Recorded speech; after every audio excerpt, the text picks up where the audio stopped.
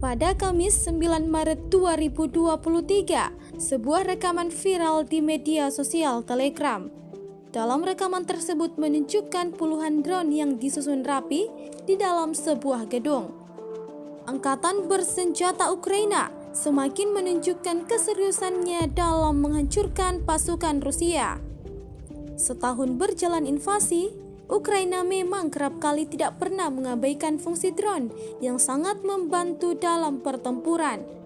Adanya UAV atau pesawat tak berawak ini sangat menjanjikan bagi Ukraina untuk bisa lebih mudah menghancurkan posisi lawan. Disebutkan dalam keterangan unggahan, puluhan drone ini akan siap menggempur pertahanan Rusia untuk yang kesekian kalinya. Hingga video ini beredar, beragam komentar dituliskan warganet.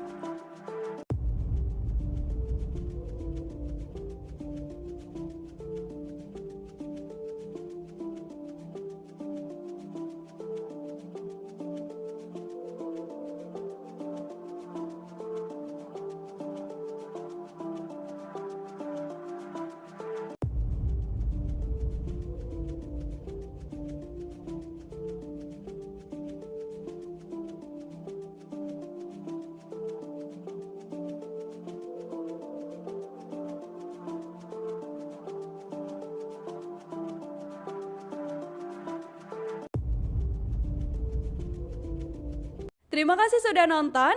Jangan lupa like, subscribe, dan share ya.